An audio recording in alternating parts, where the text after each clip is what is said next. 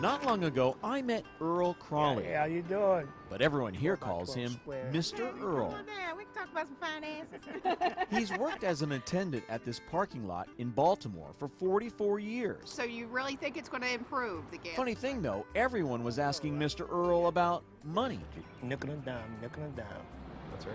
Is that booth his pulpit where he's preaching the gospel of investing? Sure is. Okay. He makes my day every time I see him. Oh, come on now, seriously, investing? How you like that gold now? 670. Earl told me he's never made more than $12 an hour, never earned more than $20,000 a year. How you doing? So how could he know something about corporate profits? Spider's gonna get I had to pry. So Earl, what's your net worth? $500,000. $500,000 Yeah, from working here. working here. That's amazing.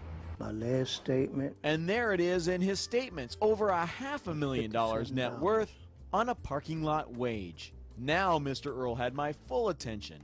How did he do it? Stop working so hard and let the money work for you. Earl's first lesson came at age 13. His mother had him working the fruit stalls to help pay the family bills. He got to keep just a few quarters for himself. From the time my mother started taking my money that I earned in Lexington Market, that it wasn't money just to be thrown away. It was there to be used. Economics aside, Earl had another obstacle to overcome. Tebow is He tells me he's dyslexic. Back in the 50s, that meant settling for a life of low-wage manual labor jobs. So Earl figured he'd better sock away what little money he was making. It was just $1 here and $1 there, starting with savings stamps, and that led to savings bonds. At 26, he got married, and by the late 60s, Earl was feeding 3 children on a meager $80 a week. It was tough, but because we had to sacrifice a lot. And the budget only got tighter when Earl and Beverly opted to send their kids to Catholic school instead of public school, which was free. Earl took extra jobs to pay the tuition, and you better believe he made every penny count. Elementary school, I would ask for lunch money, and he would give me $1, and lunch was 85 cents, and he would reply before I walked out the door, "I want my change." As the years rolled by, Earl kept saving what seemed like meaningless amounts. He started investing $25 each month into a mutual fund and did that consistently for 15 years. By the late 70s, his net worth was $25,000. Later, as the children got older, he decided to play the stock market. And he bought 1 share, and, well, the rest is history.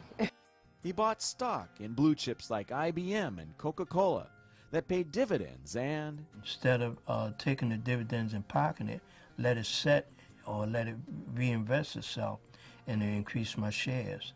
And the more shares I had, the more dividend I had. Eventually, the more money I have down the road.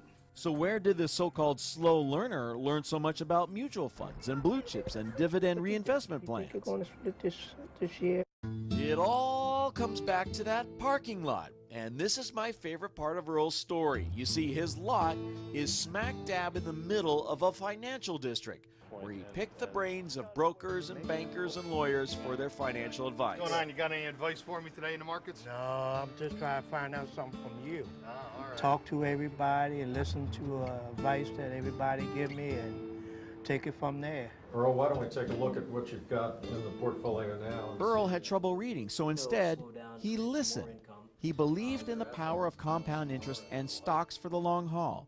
Which brings us back to the present. Today, Earl's stock portfolio alone is worth more than $500,000. And yes, his house is paid for. And no, he doesn't carry any credit card debt. He's somebody to emulate not only as an investor, but as an individual, and how to live your life and make the best of what the Lord gave you. Now, Earl is paying it forward. Here comes Brenda. He's gifting shares from his portfolio to people like Brenda Thomas, who never dreamed they could have enough money to invest. And that was Coca-Cola. Because you told me to reinvest my dividends, I now have 77 shares. I'm excited about it.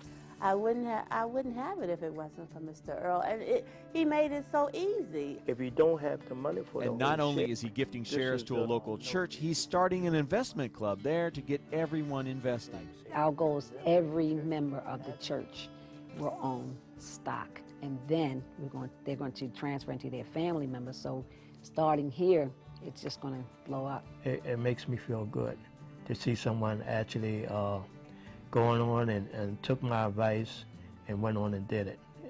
That's really a good feeling. So from his little green shack, Earl is helping others and preaching the gospel of investments. And at the end of my day with Mr. Earl, he told me his good fortune happened not in spite of, but because of his disability. I always used to say that I must have been the dumbest thing in school or the dumbest thing couldn't learn, but God gave me the gift to listen and act behind it, and it's one of the best things ever happened to me.